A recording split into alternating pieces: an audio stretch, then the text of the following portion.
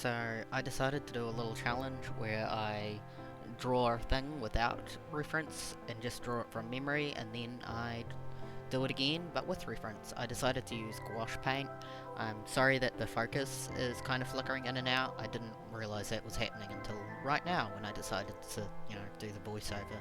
So I hope that isn't too annoying. But for this I decided to use the pen you can see me using in the video, which is just a multi-pen from Kmart.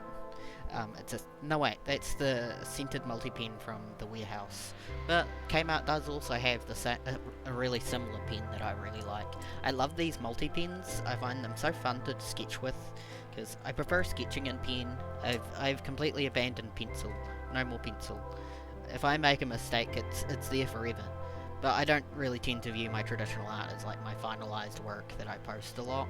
The only time I really show my traditional art is in videos, and Lily is coughing. Why are you coughing, ma'am? But yeah, you can see on the screen I'm using gouache paint to paint them once I've got the shapes figured out. I'm using Himi gouache paint. I got this, I don't know how long ago.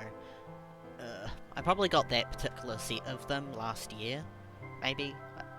Or I started using it last year. I find they last a really long time.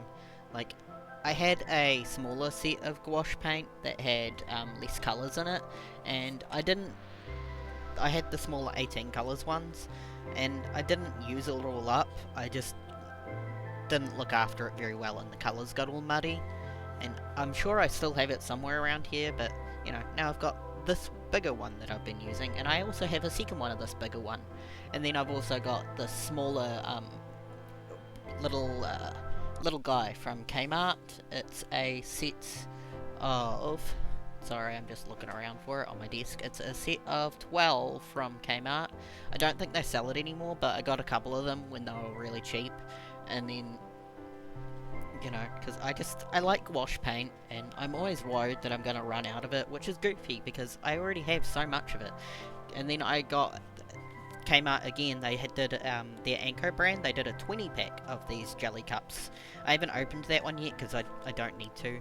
Between this big one and that smaller one, I don't need to open another one. But you can see that there's a really annoying fly that has been hanging around on my desk. You can probably see that in the video too. But you can see in the video that these tomatoes that I did without reference and from memory turned out... they're not horrible, but you don't look at them and think, yeah, that's a tomato, because apparently I just completely forgot what tomatoes look like, which is goofy. Maybe. I mean, I don't personally eat tomatoes, I don't like them. So maybe that's why I did not think about what tomatoes look like in the slightest. I mean, I like how I did the shading in the very least, so there's that. But I clearly forgot what leaves look like on tomatoes. Also, I don't know what else I meant to talk about while we're looking at this. The speed is what it is, because I wanted the video to not be too short, but that doesn't mean I have something to talk about throughout the whole video. Oh, you can see me putting away the bigger one. Oh, I'm starting on the smaller one. I think I'm looking for the reference image, because I got a reference image up on my tablet, and I wrote on the page, which one is without reference and which one is with reference. I feel like immediately, even with just the sketch, my with reference one was a lot better. I don't use references near often enough. Like, I should use references a lot more often, and yet I do not. Like, I can have this proof right in front of me that reference is clearly better, and yet I know I will still delay using references and, well, not delay, avoid, because I have a lot of images on my phone that I saved as potential references, and then I have a lot of bookmarks on X that I saved as potential references. What I'm saying is I bookmark and I save a lot of things everywhere to be used as potential references, and then I go to draw something and it's like, well, I have all these things I could use as references, but they're all over the place. I don't know how to find any of it, and quite frankly, I don't know how I'm supposed to organise that either. But yeah, even just with the sketch, I feel like it looks a lot better than the first one. And I don't know why I bothered doing the little shapes to point out where the highlights of it would be, because I end up painting them entirely red, so like those were useless. For me, sketches, that a lot of the time I'd be better off just going in without doing a sketch at all. This little back tomato, I kind of added it in when I realised I needed it for the stems to make sense, and then the shading of it confused me a little bit because I didn't want it to blend in with the tomatoes next to it, so I got a little bit in the weeds about that. And then my main gouache set that I use doesn't even have an orange anymore. The paint's got blended. And yeah, I just don't have an orange, so I had to have the little orange from the new set. When you look at a tomato, I don't think you typically look at a tomato and go, yeah, you need some orange for that. But my grandfather, I got him a tomato plant for Father's Day, and then later on, I don't know if I bought him the second one or if they bought the second one. He's got 2 tomato plants outside, so when I'm outside I usually see those 2 tomato plants, so I see tomatoes at their different stages of growth, and there is a stage of growth where they're very, very orange, and even in this reference image there's kind of like little hints of orange in certain parts of it, so it made sense to me to use orange in parts of this. It very much felt like one of those moments where it's like, if I knew colour theory, I probably would have done a lot better with this. Like, colour theory is one of those things where I know it's important when it comes to art, but I don't know where to start on learning it. I'm a little bit confused about that.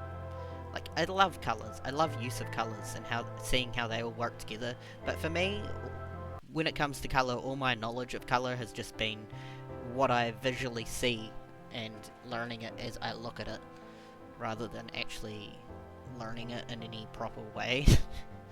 But if you have advice on learning colour theory in a way that makes sense and is better, then I'm open ears, I'm willing to hear it. But also this giant sketchbook that I'm doing this in, it's actually this really huge sketchbook I bought online. It's the size of an A4 sheet of paper, and usually when I use sketchbooks, I use these smaller A4 size sketchbooks. Like, you've seen my sketchbook tool showing them, and next week's video you'll see my usual sketchbook. But I'm also using this jumbo sketchbook, and I think it's great, and it's got so many pages in it. It has